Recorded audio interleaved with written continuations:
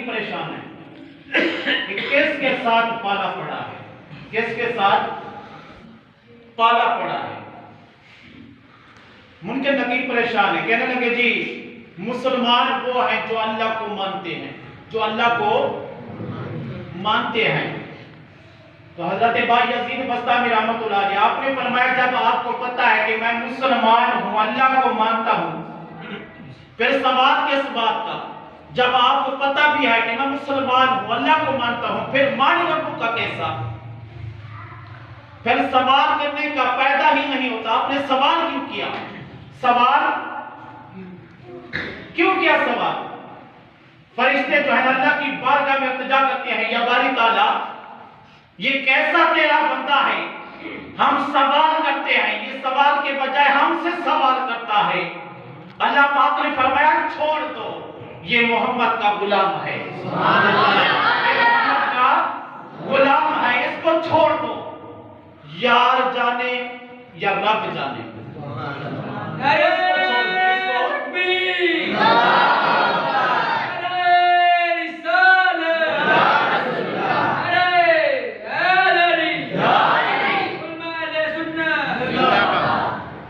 جو پھر اللہ کا ذکر کرتے ہیں، پیارے آقا کا میلاد مناتے ہیں، پیارے آقا کی ذات پہ درود و سلام پڑھتے ہیں، پھر اللہ تبارک و تعالیٰ فرماتا ہے کہ وہ میرے محبوب ہیں، وہ بھی میرے محبوب ہیں، وہ بھی میرے محبوب ہیں۔ ہندوستان میں اجمیر شریف ایک علاقہ ہے، میں آپ کو ایک تاریخی سوال کرنے لگا ہوں۔ حضرت فضل کریم حکیم حکمت کے بادشاہ تھے، اپنے بارے میں وہ بندہ خود لکھتا ہے اپنے بارے میں کہ میرا عقیدہ درست نہیں تھا پیارے آقا کی ذات کے بارے میں، حاضر ناظر کے بارے میں۔ یہ جو لوگ کہتے تھے کہ اللہ کے نبی کو پکارو تو اللہ کے نبی حاضر ہو جاتے ہیں، یہ فضل کریم حکیم اپنے بارے میں لکھتا ہے کہ میرا عقیدہ اس بارے میں درست نہیں تھا۔ میں نے ایک مسجد بنائی، بہت بڑی مسجد تھی اجمیر میں، اور حسین گنبد بنایا، حسین گنبد بنایا، اور اس مسجد کا میں نے ایک خادم رکھا جو بابا جی تھے، بڑے ہی فقیر درویش بندے تھے، جن کا نام تھا شیر محمد، جن کا نام تھا شیر محمد، بڑے ہی درویش تھے۔ وہ حکیم عبد الکریم اپنے بارے میں لکھتا ہے کہ 12 ربیع الاول کا دن تھا، فجر کی نماز کے بعد میں نے کیا دیکھا کہ وہ جو بابا شیر محمد تھا گنبد کے پاس کھڑے ہو کے پیارے آقا علیہ السلام کی ذات پہ درود بھی پڑھ رہا تھا، سلام بھی پڑھ رہا تھا، اور وہ کہتا ہے جس کا عقیدہ درست نہ تھا، پہلے جب اس نے یہ معاشرہ دیکھا، واقعہ دیکھا، تو فوراً اس نے اپنے عقیدے کو درست کیا۔ آپ فرماتے ہیں کہ جب میں نے بابا شیر محمد کو دیکھا کہ گنبد کے پاس کھڑے ہو کے پیارے آقا کی ذات پہ درود بھی پڑھتا ہے، سلام بھی پڑھتا ہے، میں نے پاس ہی دیکھا ایک حسین تخت ہے، اللہ کے نبی اور پیارے صحابہ اس تخت پہ موجود ہیں۔ آپ فرماتے ہیں کہ میں نے جب یہ حسین منظر دیکھا، چلتا چلتا میں بابا شیر محمد کے پاس آیا، کہنے لگا بابا جی آپ نے آج کیا کیا؟ بابا جی کہنے لگے میں نے گنبد کے پاس کھڑے ہو کے مدینے والے کی ذات پہ درود بھی پڑھا، سلام بھی پڑھا، درود بھی پڑھا، سلام بھی پڑھا۔ اچھا، وہ فضل کریم حکیم کہنے لگا اس کے علاوہ تو نے کچھ دیکھا؟ اس کے علاوہ تو نے کچھ دیکھا؟ تو وہ بابا شیر محمد کہنے لگا کیوں نہیں دیکھا، جس ذات پہ میں درود پڑھ رہا تھا، سلام پڑھ رہا تھا، وہ سامنے تخت پہ موجود تھا، وہ سامنے تخت پہ موجود تھا۔ جب اللہ کے فقیر پیارے آقا کی ذات پہ درود پڑھتے ہیں، سلام پڑھتے ہیں، پھر پیارے آقا کے نظارے بھی دیکھتے ہیں۔ پیارے آقا کے نظارے۔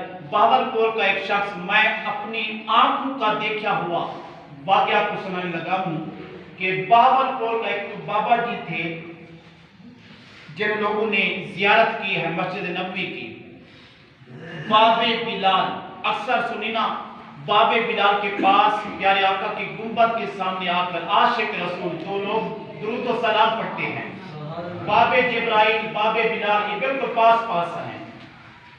ان دروازوں سے باہر نکلے نا 7 نمبر گیٹ کی طرف، سامنے جنت البقیع ہے، ایک طرف نظر جاتی ہے جنت البقیع اور سامنے بیٹھتے ہیں گنبد خضرا، گنبد خضرا۔ وہ بابا جی نا وہاں پہ آ کر بیٹھتے تھے، سفید داڑھی اور بالکل ضعیف العمر تھے، تقریباً 80 کے قریب ان کی عمر تھی۔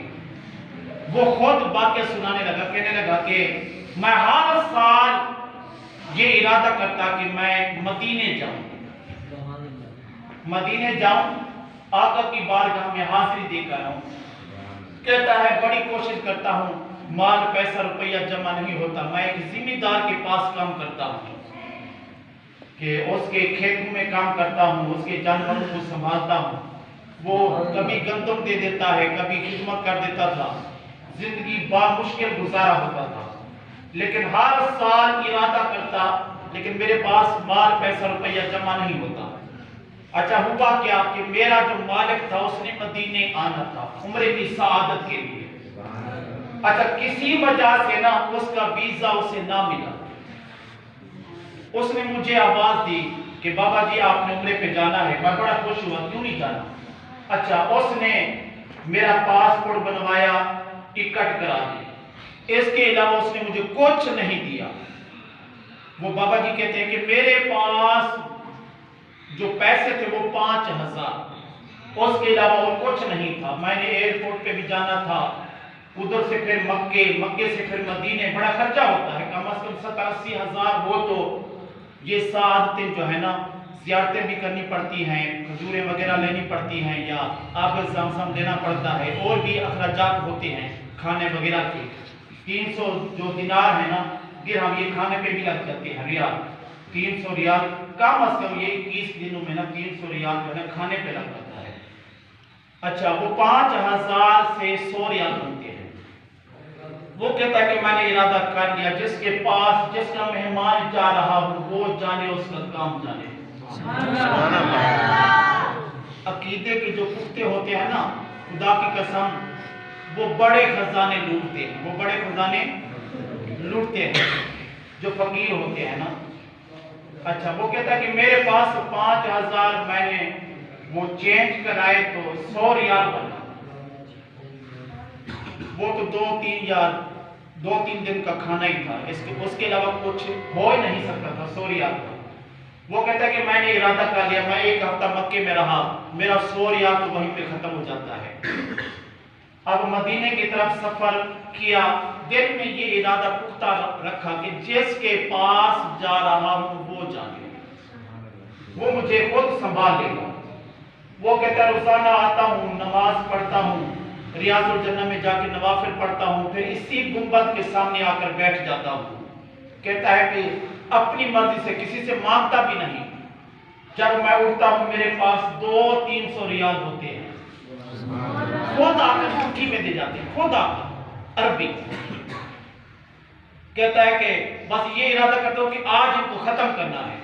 کہتا ہے چیزیں خریدتا ہوں، کھجوریں خریدتا ہوں، چیزیں خریدتا ہوں، وہ جو دن کو میں پیسے لے جاتا ہوں دن کو ہی خرچ کرتا ہوں، دوسرے دن اسی گنبد کے سامنے آ کر بیٹھ جاتا ہوں کہ جب شام ہوتی ہے اٹھتا ہوں، 200-300 ریال میرے پاس ہوتے ہیں، 200-300 ریال میرے پاس ہوتے ہیں۔ وہ کہتا ہے اس نے قسم اٹھائی کہ میں نے کسی سے آج تک مانگا ہی نہیں، ہاتھ پھیلایا ہی نہیں۔